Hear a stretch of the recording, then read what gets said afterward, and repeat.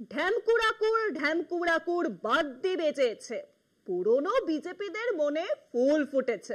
হ্যাঁ, শ্রমিক ভট্টাচার্য নতুন রাজ্য সভাপতি হওয়ার পর থেকে এই ফুল ফোটার শুরু। সভাপতি হওয়ার পরেই শ্রমিক জানিয়েছিলেন দলের নতুন পুরনোর ঝামেলা ঝেড়ে ফেলা হবে। শ্রমিকের সেই ঘোষণাকে সামনে রেখে এবার রাজ্য বিজেপির নতুন কমিটি গঠনের তোড়জোড় শুরু করা হয়েছে। এই নতুন কমিটিতে কে থাকবেন, কে বাদ যাবেন তা নিয়ে জল্পনা তুঙ্গে।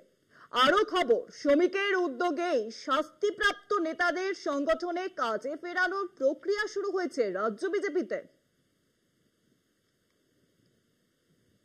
কোন্দলে দীর্ণ রাজ্য বিজেপি, তার জেরেই মেয়াদের পরেও দীর্ঘদিন রাজ্যের নতুন সভাপতি স্থির করতে পারেনি বিজেপির কেন্দ্রীয় নেতৃত্ব।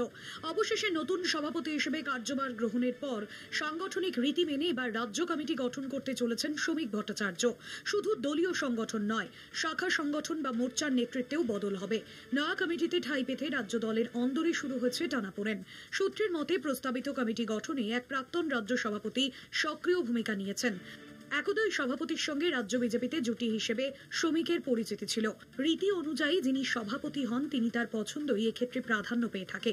কিন্তু সেই নিরিখে একাধিক পুরনো মুখ রয়েছেন, যাদের অনেকেই বিগত কমিটির সঙ্গে বিরোধের জেরে দল থেকে দূরে সরে গিয়েছেন বা শাস্তির কোপে পড়ে আপাতত নিষ্ক্রিয় হয়ে রয়েছেন। শ্রমিক সেই সব বিতর্কিত ব্যক্তির শাস্তি মকুবের ব্যাপারে ইতিমধ্যেই দিল্লির কেন্দ্রীয় নেতৃত্বের সবুজ সংকেত মিলেছে বলে সূত্রের খবর। প্রত্যাশিতভাবেই বিগত কমিটির সদস্যরা দোলাচলে, ফলে মিশ্র প্রতিক্রিয়া সংগঠনের অন্দরমহলে। মঙ্গলবার দিল্লিতে সংসদের অধিবেশন উপলক্ষে রাজ্যসভায় ছিলেন সাংসদ শ্রমিক ভট্টাচার্য। কেন্দ্রীয় স্বরাষ্ট্রমন্ত্রী অমিত শাহর সঙ্গেও দীর্ঘ বৈঠক করেন তিনি। তবে কি বিষয়ে তাদের আলোচনা তা নিয়ে মুখ খোলেননি শ্রমিক।